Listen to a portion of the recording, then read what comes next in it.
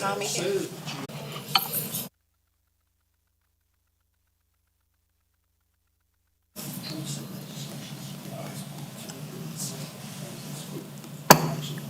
I'd like to call this Law Enforcement, Public Safety, Health and Welfare Committee meeting to order. It's 4:33, July 19, 2022. We'll begin with a moment of silence, please.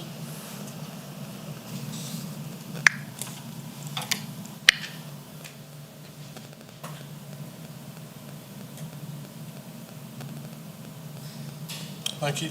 Mr. Root? Yes, sir. Pray with me if you'd like to. Father, thank you for this time to get together, to do business, and hopefully do it by your will. And I just want to pray a special blessing as we're here in law enforcement, public safety meeting over our law enforcement members, our deputies, our sheriff, our first responders, that you'd be with them, that you would keep them safe. And they're often thankless job, that you would let them know that we are appreciative, that they are doing good work of the Good Samaritan. And bless them and bless this meeting with your wisdom. And in your name I pray. Amen. Please stand for the Pledge of Allegiance.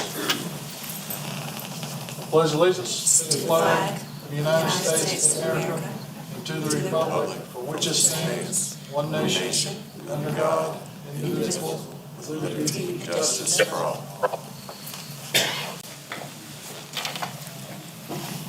Just let the citizens know we do have Committeeman and Councilman Paul Kane joining us by phone over here. So y'all are aware of that. He can hear and see and speak. So need a motion to approve the February 15th, 2022 minutes. So moved. Second. I'll get a motion by Mr. Elliott, second by Mr. Kane. All in favor? Aye. The vote is 3-0. All right, we'll start with discussion for potential revisions, animal control ordinance. Y'all have the floor.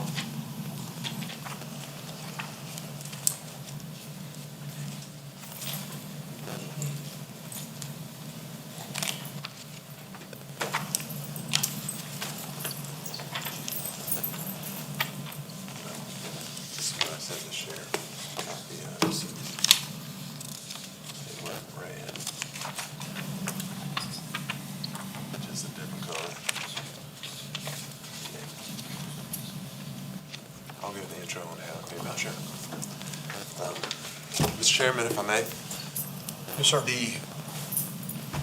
to think about the full history of this because it's been a while, but I'm pretty sure my recollection was it did come to law enforcement a while back, and at the behest of the sheriff and his deputies, to work on revisions to the animal control ordinance because they had some ideas. This was springing or part of some improvements and modifications they had done with animal control in general. And so the deputies had put together, Tommy and others, I want to say Christy and who else? Daniel was also involved, in getting together some substantial renovations to the ordinance that they thought would benefit both, certainly the animals, as well as the animal control officers, lining it up with state law better, and making the job more efficient and clearer. So that was the genesis of the changes that they made to the ordinance, and went through a couple different kind of revisions, rewrites. I didn't tinker with it, I don't think much, except for some cleanup here and there and trying to get us to a point where we had a clear copy of what the changes are.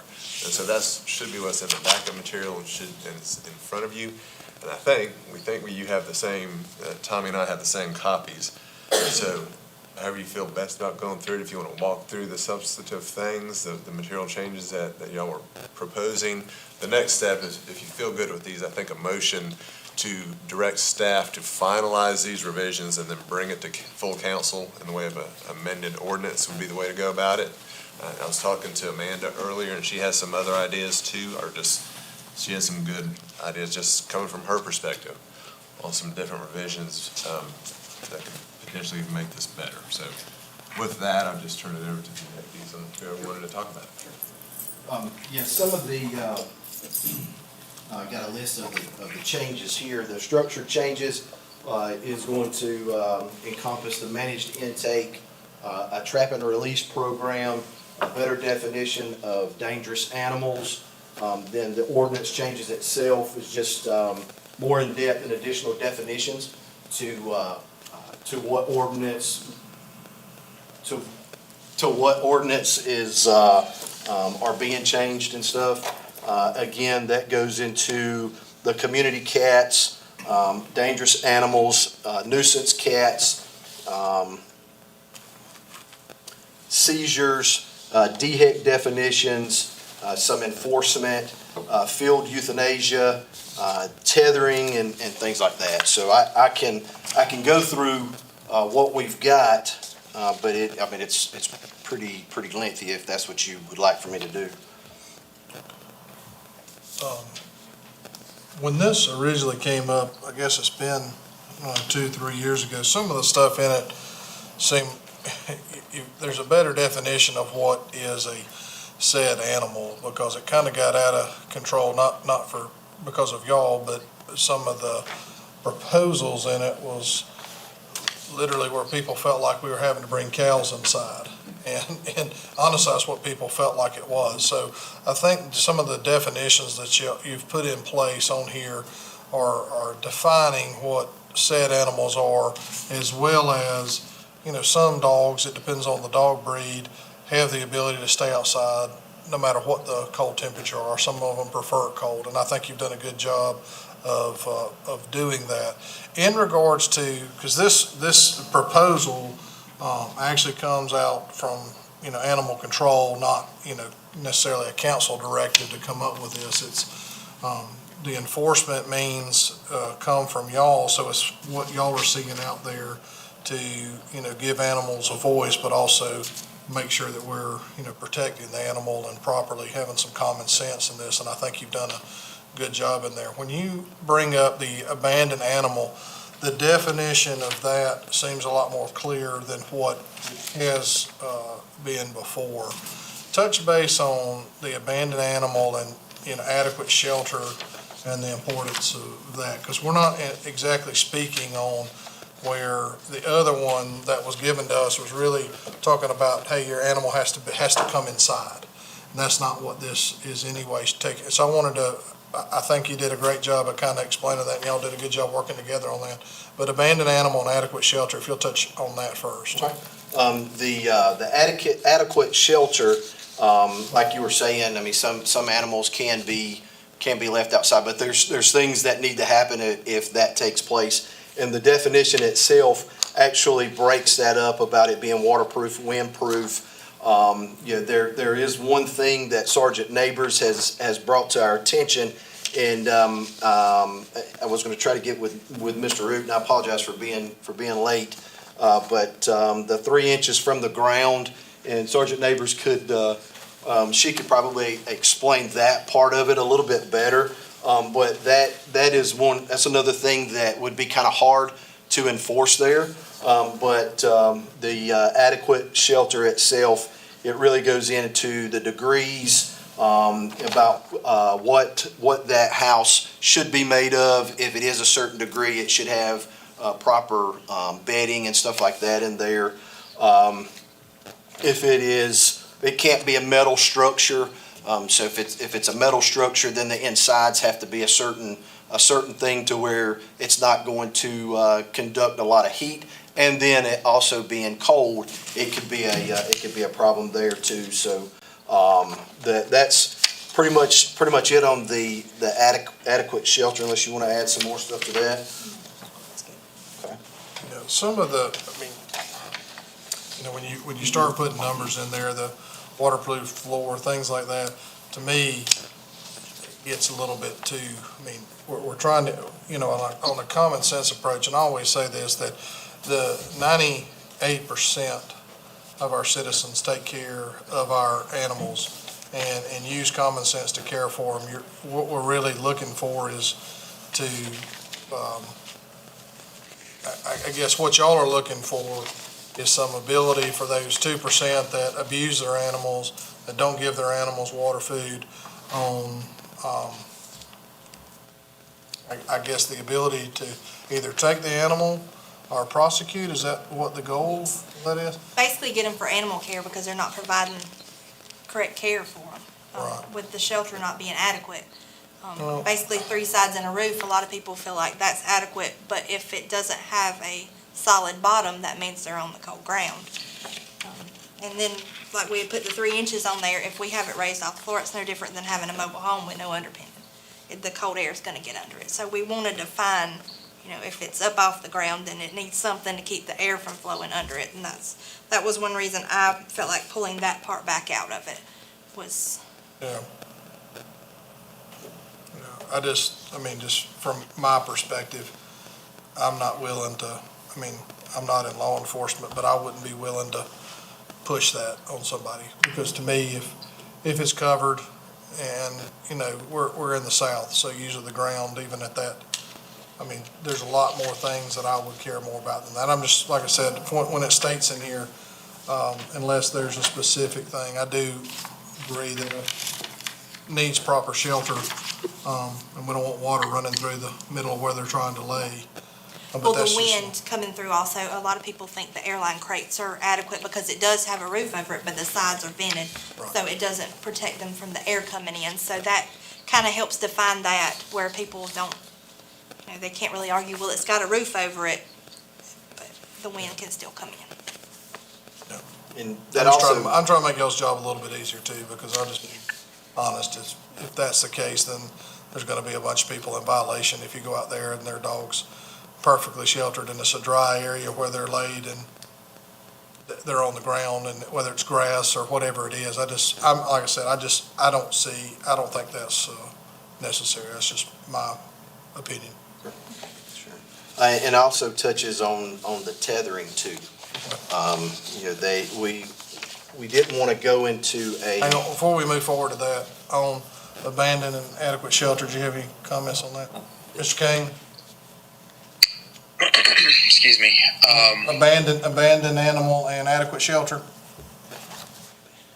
Looking at the, perhaps we could say that they have something to separate them from the ground, or some sort of, I think I read in here something about having some sort of, not hay or straw or something like that.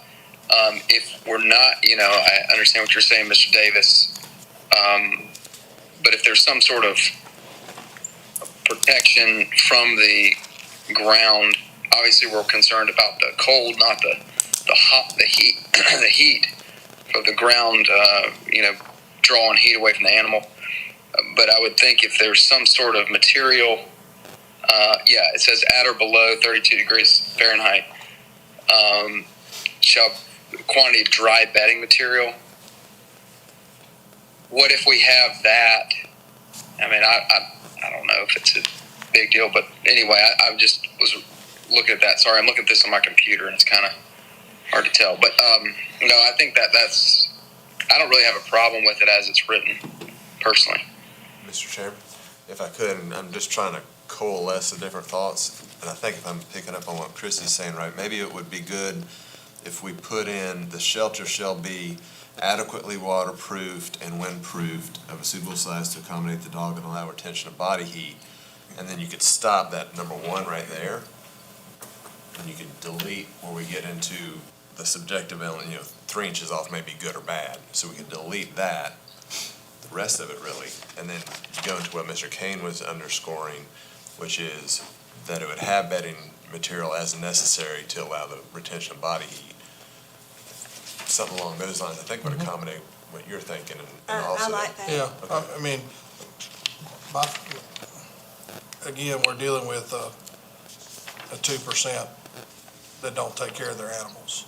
But I'm also wanting to make sure that if you're moving forward with this, to me, if you're sitting there and you're going in this, 3 inches thing, I don't want, because, most people are gonna look at that and get online and say, oh, this is stupid, 3 inches, so that's why, to me, it looks at dry bedding, safe bedding is really what we should focus on. Yes. So,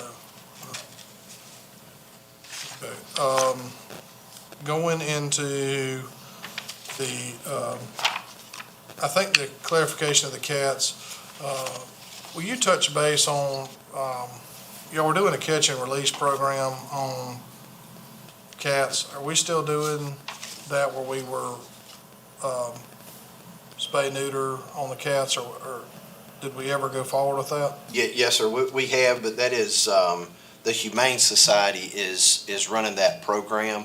We're just supporting them while they run that program, but that is their program, so. Has that assisted with anything on y'all's side? It is, the snack vouchers to an extent Yes, to an extent. is helping with that program. And that is if it's one specific owner usually. That way we can pinpoint it to a citizen instead of, a community cat who in here clearly states that it's owned by several people. Okay. But if someone wants to have the feral cats around their home, then of course they could be, supported by those vouchers. So let's move on to restraint, section 4-4. And you were going to talk about that a little bit, so I'll let you go ahead. Yes, sir, that's going to go into the tethering part of it. And the big thing on that is, just like you were saying with the enforcement part of the first section with the adequate shelter and stuff, that would be hard if we deemed that, a certain time period and things like that, like you can only have an animal tethered so long and things. But what we were wanting to do is have a clear definition of the use of that tether and the way that it should be set up. No logging chains, no certain types of material there, but having it to where there is swivels on both sides that it can't get kinked up and that way, but not really give a time limit to where an animal can only stay outside for 2 hours or 3 hours. In our opinion, that's just something that would be pretty impossible to enforce there. On the section A, all owned animals shall be kept under restraint. Does own owner's property qualify? Because to me, We consider maintaining them to their property as under restraint. right. So if they're within my property, they don't have to be tethered. Correct. So, okay, I just wanted to By So, e-collar or whatever, can we- however. put that a little bit as that definition, bring that definition out, so, because some people, when they hear restraint, it means restraint by tether. And as we move down where you start spelling out tether, to me, it gets confusing, because there's a lot of dogs that don't have to be restrained that are within property, especially if you're out where I'm at. My dogs aren't they're under restraint under my property. But, living on a farm, your dogs wander the farm and things like that. So I just wanted to make sure that definition was very clear, restraint to the owner's property or something like that. Mr. Kay, Mr. Elliott?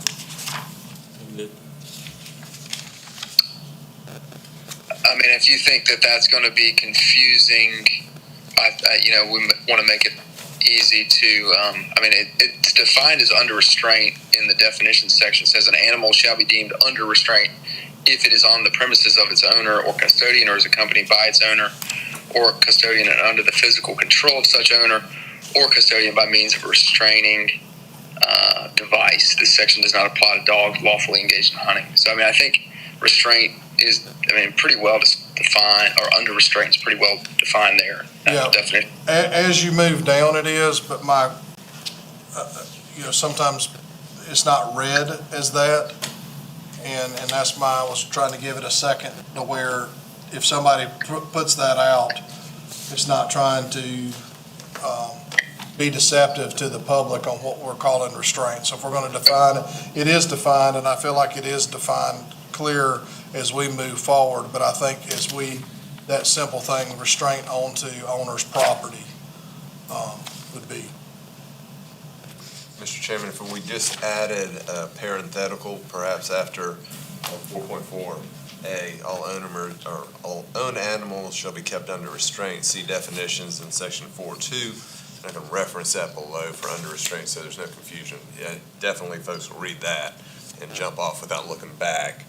And so I'm just telling you what I see out there from the wonderful world that we live in, that they take something and run with it. And so to me, if you can just add on owner's property, or while engaged in hunting, it's just allows a little bit clarification. Well, I wonder if that would confuse them about if they are walking them off of their property, like walking down the street. So maybe a clarification on that also. I mean, I think people use that as they can't take them off their people say, oh, well, you can't take it off your property, period. Under restraint on owner's property or in care of, or in proper care of owner, that be clear? Yeah. Yeah, I believe the definition covers it, as Mr. Kane It was does saying. later down. I'm just stating Incorporating it in more clearly, is what Yeah. I'm saying. Yeah, we can do that for sure. And I think that's a good idea. Or we could define, capitalize the terms in the definitions section, and then so when you get to under restraint, you see a capital U, capital R, and that would signify that that's a defined term in the definition section, so that would trigger somebody to go look at what does that mean. I don't know. That's just another thing that might be an easy fix.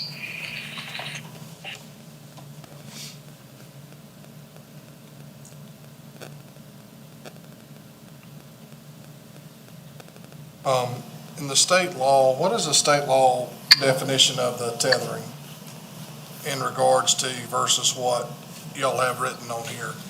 Is this close to the tethering? Is this a little bit more defined than what the state is? It is.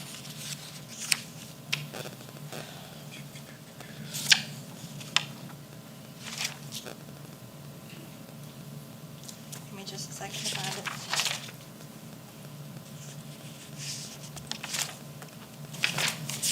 It's going to be close to what it's saying, because it also goes into detail on the animal being able to be in proper shape, get to food and so on. So it's going to mirror it pretty good.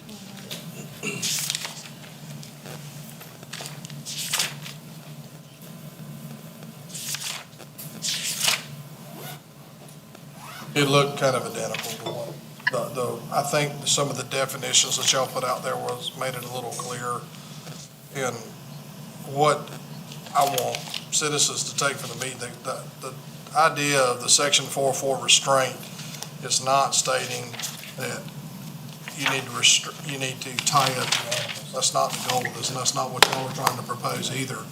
And that's not what anybody up here is trying to propose. What we're trying to make sure of is that the ability to, number one, take care of our animals, number two, keep the animals under control so they don't hurt themselves or hurt someone else. Yes, sir. And unfortunately, sometimes when I've seen them, the way that they've been tied up is very damaging to the animal, which creates an animal that no one wants, or an animal that hurts someone. Yes. Because they've been abused by that. So I think what y'all are trying to do in there is great. It's always great to have a fence, but unfortunately, we see a lot of the way people are tying their animals up. So I think the definition of that seems to be clear, because on the state, it seems like it's really 10 feet, and it's a chain that is weighted properly for the dog, or something like that, which not real clear. Yeah, I guess we could do that, but I think that defining that to where it's not certain chains, Yep. Your logging chains and things like that, I agree. because we have seen that. I believe that would be plenty for. Okay. All right, and then violation notices, which is section 4.6, impoundment violation notice. You had a couple of changes on that. You want to touch on those, and then besides that, we're.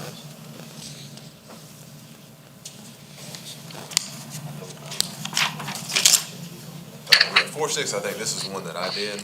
Okay. This was, it was written into the code, specific fines for specific first, second offenses, but the deputies didn't have discretion. A lot of times, it wouldn't be appropriate to have any fine on the first or perhaps the second offense. Okay. It's under the circumstances, so we've had the rewrite with such notice shall impose upon the owner a warning for a first offense with subsequent offenses being punishable up to the jurisdictional limits of the magistrate's court. So that's $0 to $500, 0 to 30 days, and that will allow it to be, specific case by case situation. I think in talking to the deputies, that was the best way to work it out.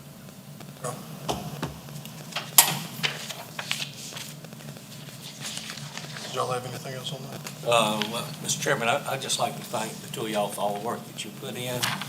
And I'd like to make a motion that we direct the county attorney to compare this ordinance to state law, and also make the changes and revisions that we mentioned here today. Our ordinance should not be any stricter than the state law. And then bring back the proposed ordinance, back to the law enforcement committee. I'll second that. All right. Any discussion? All in favor? Aye. Mr. Kane, did you Mr. Kane, vote? vote? Aye. Yes. The vote is 3-0. Thank you on that. Yes, sir. Thank y'all. Sheriff Crenshaw was a little under the weather, so he's unable to come, so when we have our next one, he'll do the law enforcement employment salary updates. I did want, while you were here, to speak like about 2 minutes just on the homeless meeting we had the other day, and just briefly talk about kind of where we're headed at on that, if you got just a second to speak on that, so. Yes, sir. Not to put you on the spot, but I No, thought it you're was fine. a good meeting that, Yes, sir. I know everyone's probably familiar with what the sheriff's office did back in the first part of June with some homeless complaints and stuff that had came in. We hit several, we call them camps, hit several camps and done some enforcement. But talking with the sheriff and us coming together, a few of us coming together, we felt like we needed to go a step forward or a little bit more than just the enforcement part of it, because there are people that's now in our county that truly need some help. So we put a meeting together that took place yesterday, and we invited several different organizations, Salvation Army, Goodwill, ORS. Some churches showed up and stuff, had a lot of good ideas on how to go forward with actually trying to help the people out here that are living homeless and stuff.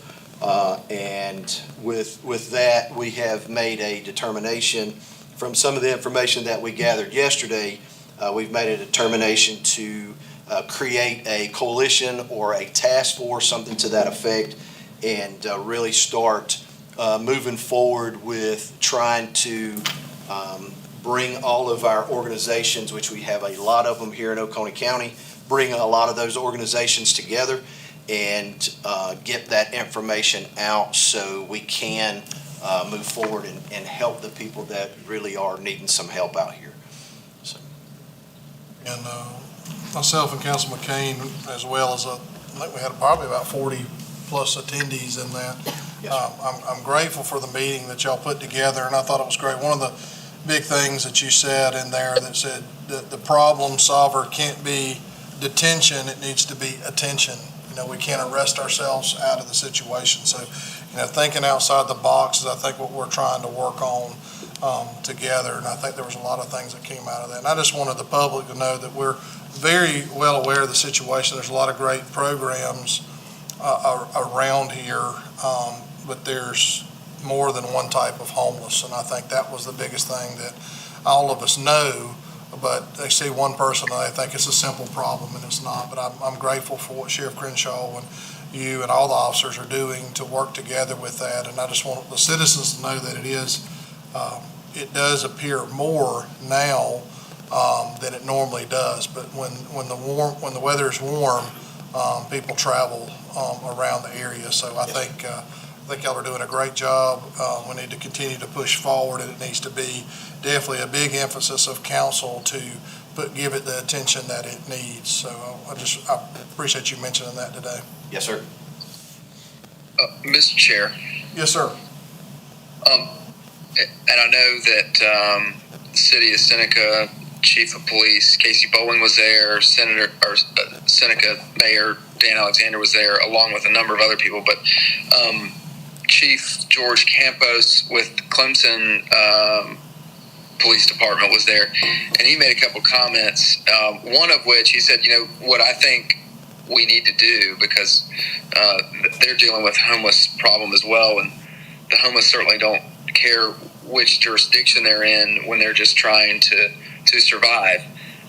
We need to continue to work together across jurisdictional lines.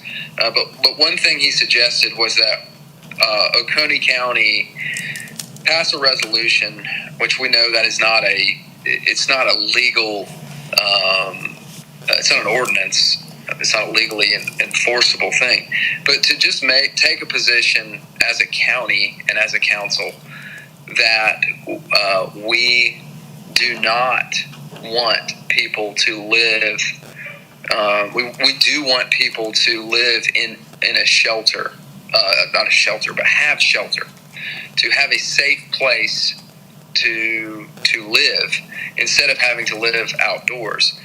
And so I think, I don't know if it's appropriate now to make a motion to direct the staff to prepare a resolution for approval by full council, just stating that we are in support of folks having a place to live and that we do not want them to be living outdoors permanently. That is not, just that we take the position that we are going to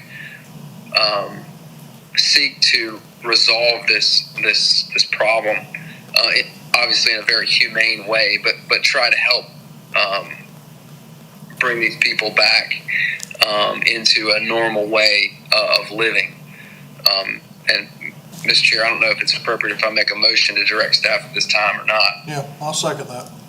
Okay, thank you. Any other discussion? All in favor? Aye. Aye. All right. We have a motion to adjourn the law enforcement. So moved.